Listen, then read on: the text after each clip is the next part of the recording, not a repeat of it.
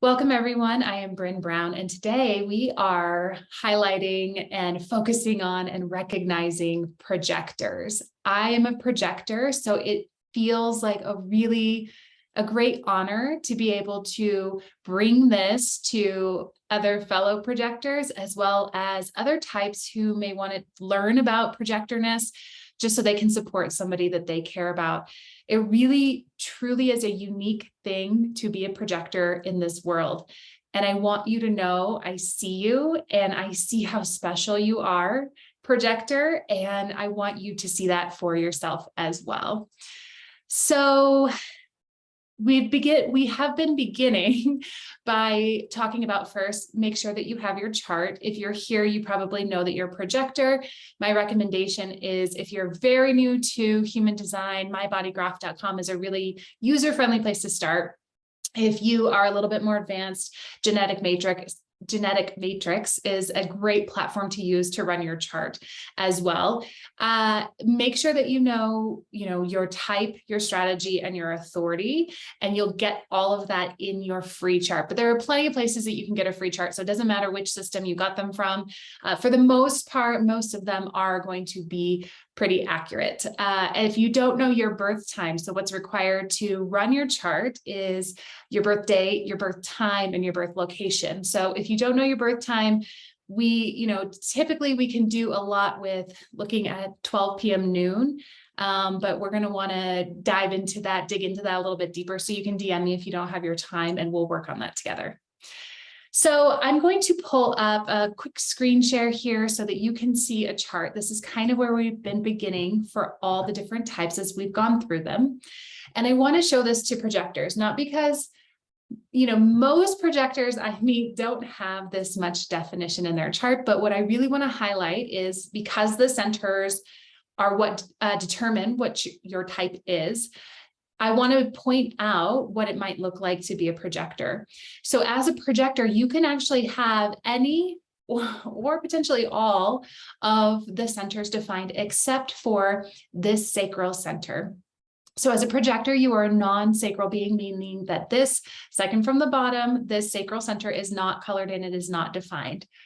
Additionally, these three energy centers here, motor centers, these three motor centers here. So all four of these are motor centers. You're non-sacral as a projector, so you don't have that sacral center defined. And you can have any of these other three or potentially all of these other three motor centers defined. However, they will not connect to the throat specifically. Okay, so perhaps you have them all connected down here, but a disconnect between the throat. So that's how we identify you as a projector based on your chart elements. Now, most projectors that I meet have fewer centers defined. That doesn't mean that you can't have this. Everyone is unique and everyone's going to have a different chart.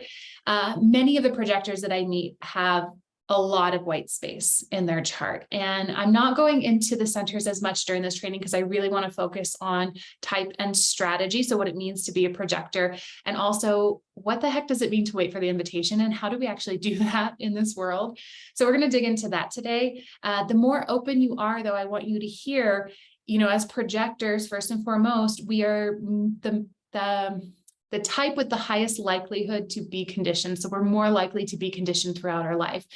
Because projectors are so different, there's a lot of pressure put on projectors growing up and in adulthood to sort of fit into the box, to live in this navigate in this generator world.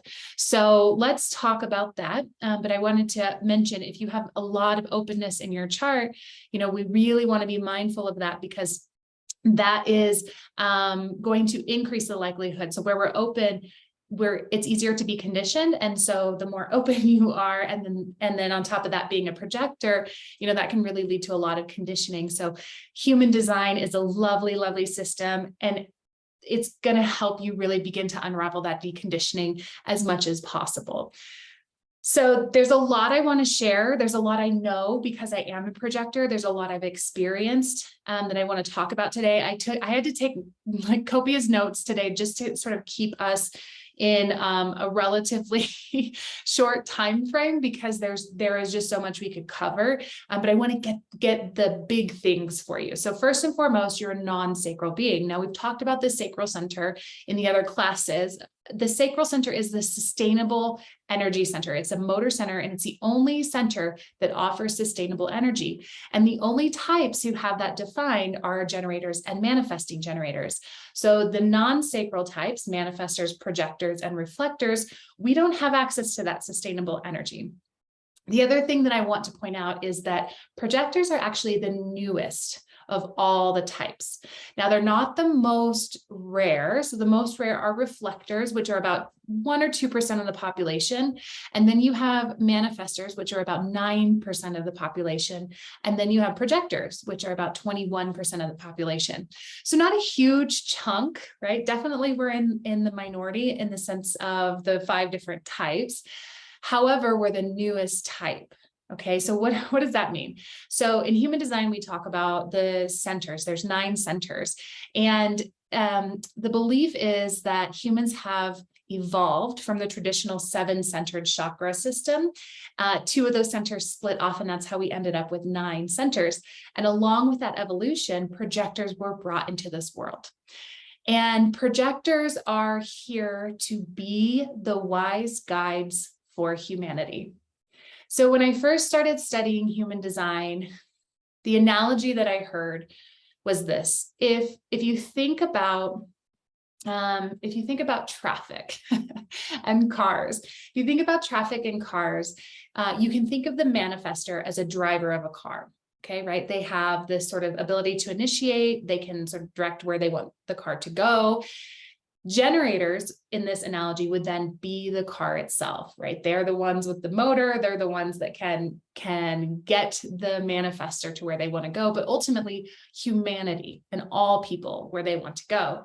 Projectors in this analogy are like the traffic cops in the helicopter, and they have this high view of everything that's going on, and they're able to sort of direct people along the roads and say, hey, go this way, or make sure that you don't hit this obstacle over here, or this is going to cause congestion, so we need to redirect the flow of traffic, kind of like the Waze app, right? So if you think about it from that perspective, projectors are really here to direct the other, in particular the sacral types. All right, so reflectors are like these unicorns, and we'll talk about you tomorrow. So being the newest type, projectors have this very interesting energy. So we talk about the auras and the way that the auras work. Projectors have a penetrating aura. Okay, what the heck does that mean? So it's kind of this cone shape. So if you think, okay, manifestors have sort of this repelling aura that is a little bit harder to penetrate because they need to stay in their creative flow, and that's right for them. Generators are looking for something to respond to. So they have this open and enveloping aura. Projectors have this cone-shaped aura, so it sort of comes out in a penetrating manner. And so if you have one being over here and then a projector comes in, the projector actually zooms right into that other person's energy, and it can feel like a lot to receive. So if someone is not ready to have a projector in their aura, it can feel a little bit like a catching off guard, or it can feel intense. There's an intensity to it because there is a level of penetration there, and not everyone's ready to be seen in that way. Projectors have this incredible ability to see the unseen. It's like the superpower of the projector is to recognize patterns without even, in my experience, it's without even realizing that that's what you're doing. But you can sort of observe this entire pattern that's happening, and immediately, instinctually, okay, what are all the things that need to be fixed in order to make this work better? Okay, so that it's like this constant improvement of the system, and that's a huge blessing to have that knowledge. The challenge of that in this world that we live in is that, again, not everybody's ready to be seen. Not everybody's ready to be that vulnerable, and not everybody is ready to receive that kind of feedback. So it's an interesting type to have because we just know things, right? And if you're a projector, you're probably nodding your head. Yes. When I was taking a class from Karen Curry Parker, she mentioned in one of her classes, she has a projector daughter, and her daughter is still young. I think around 10 years old at this time when she said this. And she said that her daughter told her, she said, honey, you can't know everything. And she was like, but I do. And I just laughed out loud when I heard that, coming from a child's mouth. It's like the brutal honesty of it. As a projector, we just know everything, right? You know how things are supposed to be. So for that reason, the strategy for a projector is to wait for the invitation. I have not personally had this experience, but many projectors I meet have the experience of feeling really disempowered when they hear that that is their strategy. And I was confused, I'll admit, but not necessarily disempowered. It actually makes a lot of sense when you begin to think about it. Because if you think about times where you did not wait for an invitation, you can probably think back, and it's more than just an invitation. Let's clarify here. It's actually recognition and an invitation, and those two go hand in hand.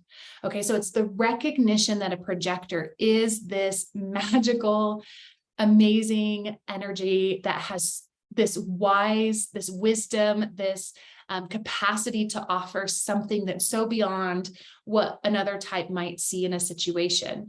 And when someone is able to recognize that and invite the projector to offer their perspective or to participate in something or to be in the mix of things, it's a really powerful shift in the energy.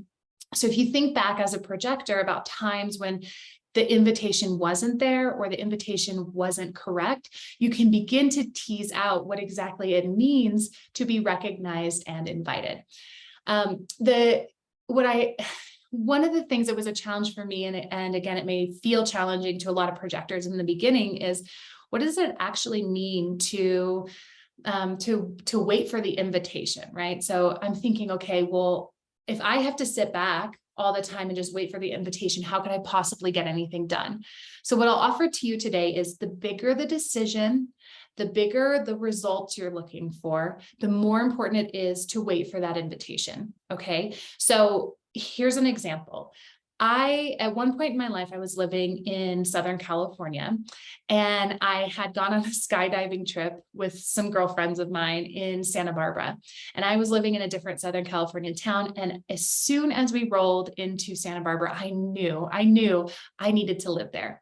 And so if I had known I was a projector at that time and not understood what it means to wait for the invitation, I might have found it really hard to figure out how to get into Santa Barbara, right? Into a new job, how to change everything, because I can't initiate these things, right? And I'm not a generator, so I'm not just looking for a response. I can't just respond to that desire within me and go out. No one was inviting me to live in Santa Barbara, but it was a knowing. Now I'm a mental projector. That's my authority. So there's part of that environment that's correct for my authority to recognize that feeling. Not going into authority here today, but I just want to demonstrate, because environment is actually important for all projectors. Okay. So bear with me.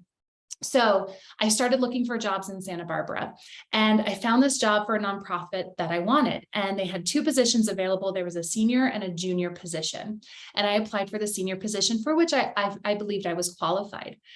The organization came back to me and offered me the junior position and asked if I would be interested. Now, in my desire to move to Santa Barbara, I accepted, right? This will facilitate that. So the invitation was there. But more than that, I was able to take action without a direct invitation, because I was responding to the job posting, right? So I began taking action saying, okay, I need to be in this environment, right? The environment is so important as a projector. I see that there are these job listings, right? This one feels like I'm qualified for it. This one feels correct for me. Let me apply to that, right? So they had extended an invitation to receive applications. First of all, that's how that works, right? And then secondly, they extended the invitation to take a different position. Now, in hindsight, I learned that it was the incorrect invitation. So we'll go into that in just a little bit. But I wanted to demonstrate what it might look like to take action without an actual invitation being there. And if you really look closely, you'll see the invitation was actually there, right? So the moving to Santa Barbara was an alignment that was following my strategy and my authority without knowing it at the time. Okay. But I ultimately accepted the incorrect invitation, and we'll talk about how that played out. But I really want you to understand waiting for the invitation is not a drawback.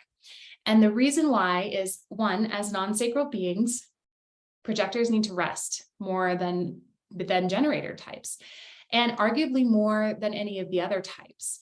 So we really need to have time in our own space to rest. Now, when people say, okay, I'm a projector, I'm meant to wait for the invitation, what do I do while I'm waiting? There are two things you do. Ready? Write these down. One, rest, take a nap, get a good night's sleep, and two, play. So it's really about living this life as a projector where you do what you love to do, right? Read books. I play volleyball. I love to walk my dogs or listen to a podcast. All of those things feel like play to me. Whatever feels like play for you, that's what you're meant to be doing in between invitations, right? And getting good rest. And I'm going to talk about rest. Let's just do this right now. Let's talk about rest for a projector. As a projector, rest is so incredibly important. It allows you to get out of the energetic field. You cannot help but zoom in to people's energy. If you're walking through the grocery store, if you're driving past someone in your car, you really need to be in your own energy. Now, we live in a society where first of all, we're humans, so we are relational beings, right? We are tribal creatures, and we have these relationships. You may have partner, family, children, right? There's no way you can just be alone all the time. So when it comes to rest, it's really important that you get out of the generator field, out of this experience of being in other people's energy, because you are so sensitive to it. So getting out of that energy and resting when you're in your own space is really important. Now, this can be kind of tricky because, the recommendation is for projectors to sleep alone. Now, I can tell you, I have a husband and I have a toddler, and it would be very odd for me to not share a bed with one or both of them given the night, right?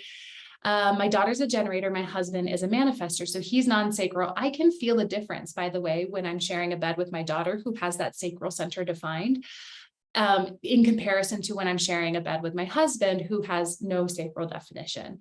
So there are influences there, right? And other chart aspects are going to play into this.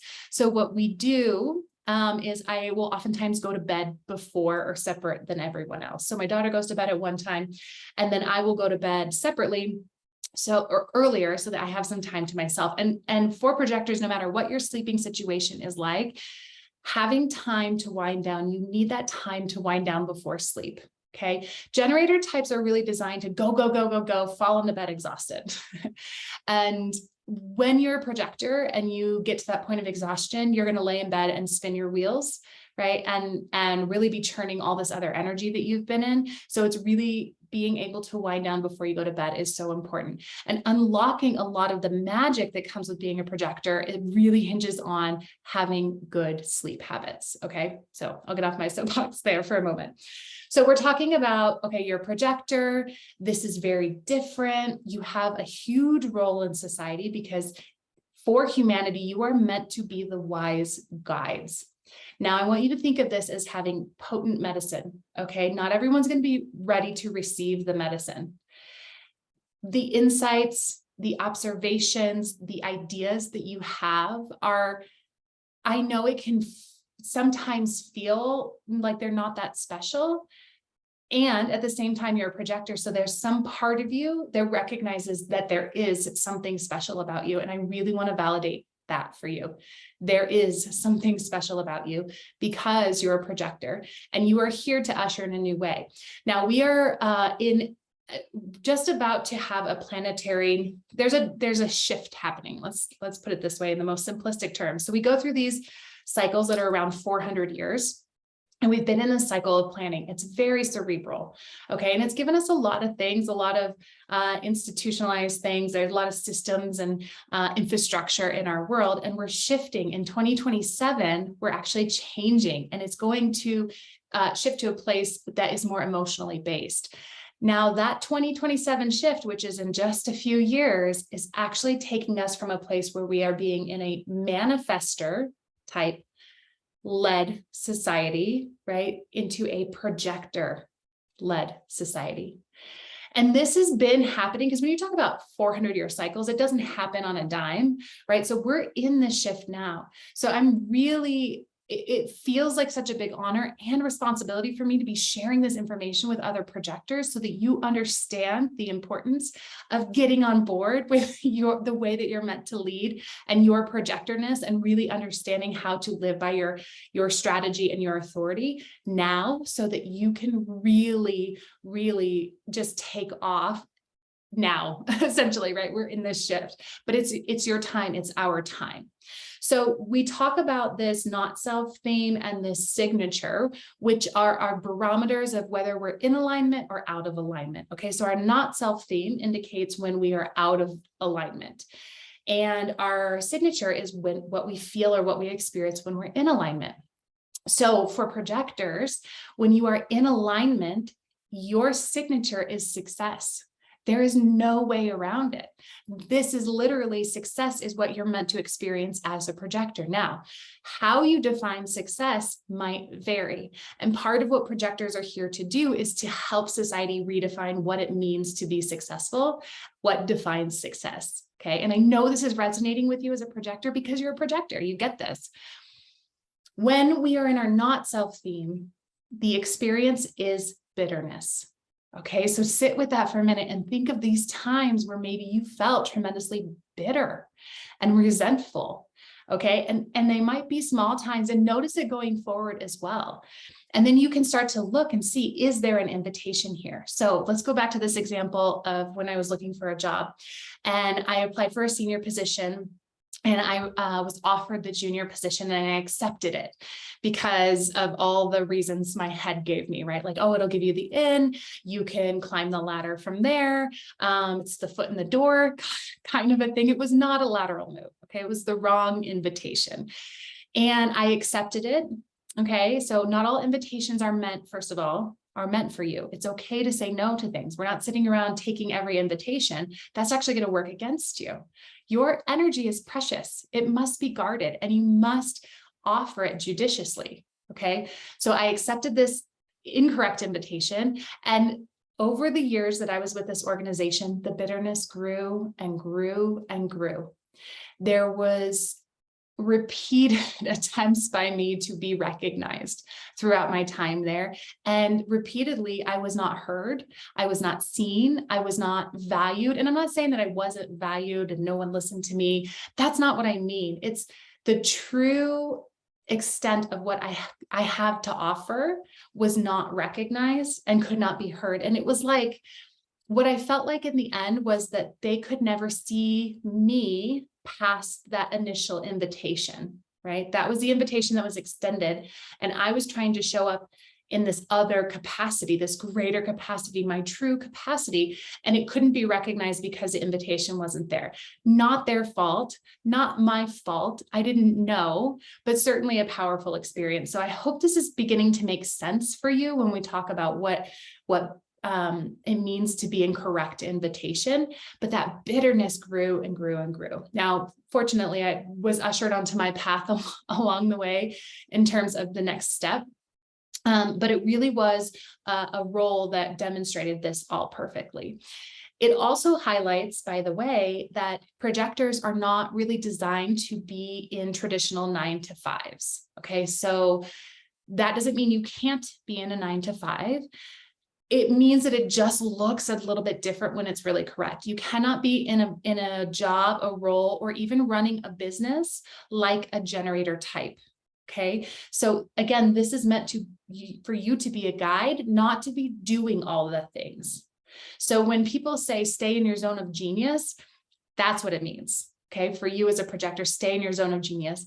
When I was with that company, again, these small things out of alignment that were out of alignment, I was trying to operate as a generator in order to be seen, right? That was that desire. Okay, if I just do enough, then they'll finally recognize me for what I have to offer. And that led to burnout. When I left, I slept for about 4 months. I am not joking. I had an adrenal crash. I had been going for so long, and it wasn't just this company, it was my whole career, right? And this often sounds familiar and really resonates with other projectors because you've experienced that. So I had to rest for literally months. I could not get off the couch. I would walk the dogs around the block and I'd come and take a nap, and I really couldn't do much else. So having launched my business at the time, that was a big challenge. Had I known human design, I would have understood what was going on with my energetics and likely been able to accelerate that recuperation time, but all in divine order. I hope you're understanding what this looks like. So for you as a projector, so if you're employed and you have a job and you're experiencing burnout and you're exhausted, we have to address that first. You have to start addressing your sleep habits. We have to get you more rested, and we have to think about how can we get you into a situation that may feel a little bit unconventional at first, but allow you to contribute your unique gifts to respond or to make a decision based on the correct invitation for you, right? And to create a role that feels really good. If you're an entrepreneur, we want to think about, okay, so how am I showing up in my business? Am I trying to act like a generator? Am I trying to do too much? The truth is, as a projector, it is not about what you can do. It is about who you are.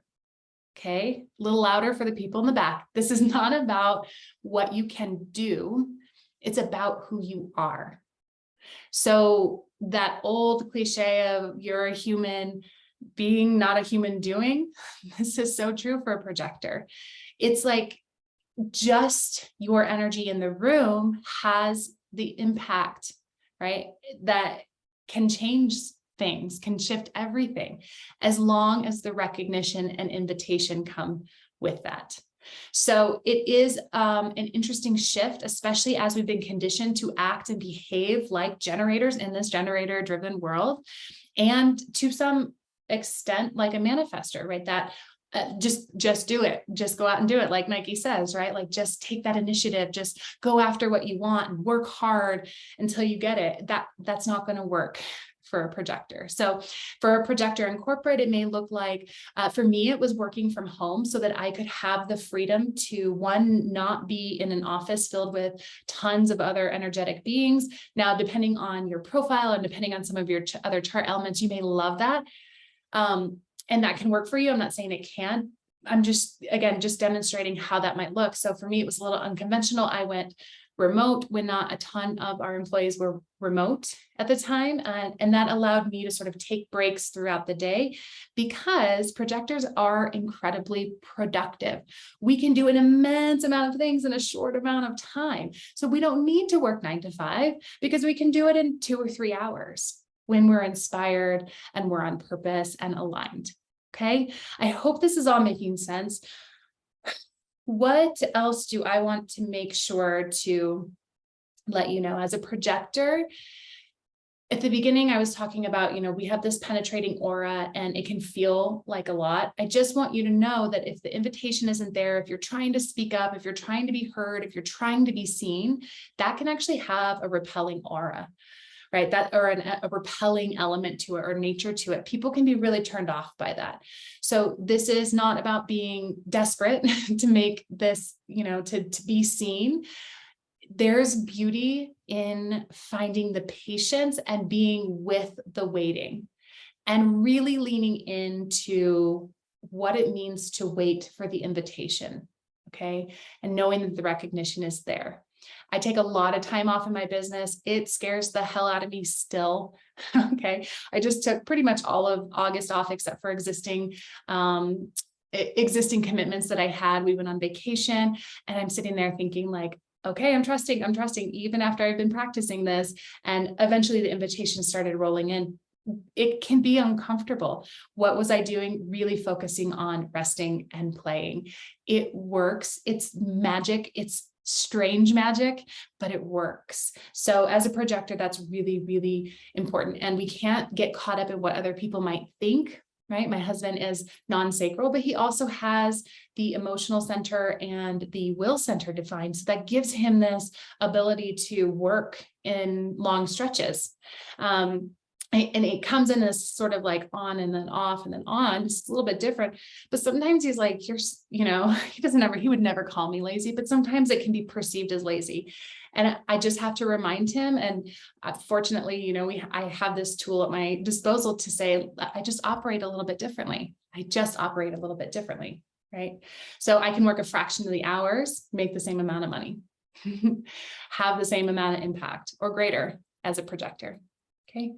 And then the last thing that I think I'll offer you for today, so we're not getting into overwhelm, is questions. So open-ended questions are really, really powerful for projectors versus a yes/no question. Okay. And the reason is that when a projector is asked a yes/no question, often we default into conditioning and we go into a place where the mind starts to make the decision. And that's not going to serve you. So asking an open-ended question or asking yourself open-ended questions, what do I think about this? Rather than, do I want this? Do I not want that? Right? Well, what do I think about having this thing that I want? What do I think it would feel like to have a six-figure business? Or what do I think, how might it change my world to have a child or not have a child? I don't know. I'm just thinking, what would my experience be like if I bought this car, right? Not, do you want to buy that car? Do you want to have a child, start a family? Do you want to, whatever the thing is? And the bigger the decision, again, the more we're waiting for the invitation. So I think that this is really great, comprehensive. I really just want you to walk away with this, just understanding your power. I'm thinking of some famous projectors. A few you may have heard of, like, I don't know, the late Queen Elizabeth II. Princess Diana was also a projector, JFK, and Obama is a projector. So I want you to start seeing how they lead. Queen Elizabeth II is a beautiful example of really, and I know part of this is the role that she was in, but really she was invited into that role. It was sort of, not sharing her opinions, her thoughts, her ideas until asked, right? Until people come to her. So just thinking of it in that way. Obama, again, it was the invitation to run for president. He was just doing what he loved to do. People recognized that greatness and called him out, right, to run for president. So love him or hate him, and same could be said about Queen Elizabeth II. JFK was a projector as well. So I just want you to see, there can be a little bit of a polarizing nature to being a projector, where again, if you're really trying to force being heard or force your greatness out there, it can be repelling. Right. And if you're really living in alignment, it is magnetizing to the degree that you could never imagine. So please wait for the invitation, follow your strategy. If you want more, I really encourage you. I mean, there's a few things you can do. You can check out my YouTube page. I definitely recommend you register for my upcoming masterclass next week. It's going to be on Wednesday at 2 p.m. Mountain Time, which is 4 p.m. Eastern Time. If you can't make it live, that's okay. I'm going to send out a replay. It's called Human Design Demystified. And we're going to just begin to peel back some of the other layers that you don't normally hear about at first glance with human design. I'm not going as much into type and strategy. That's why I did this series this week, so that you could really have the time to sit with that and be with that, and then come and take the next bit that you're ready for. So the link to Eventbrite is in the description, so you can click that and get registered. I am so delighted to bring this to you. If you want more, come to my class or sign up for the replay. And you can always DM me if you have specific questions about your chart, or if you're curious about having your chart read and having a session with me. So I do have some space for some private sessions, so that's available to you as well. I am so grateful for each and every one of you. Thank you so much for being here. It's an honor, like I said, truly, genuinely an honor to get this information out there so that we can all begin to live in greater alignment. The final class for this week will be tomorrow morning, 9-ish a.m. Mountain Time, and that will be for reflectors, magical, special unicorn reflectors, and we'll be going into how things work for you and how to follow your strategy. So until then, have a wonderful day, and I will see you all again very soon. Bye for now.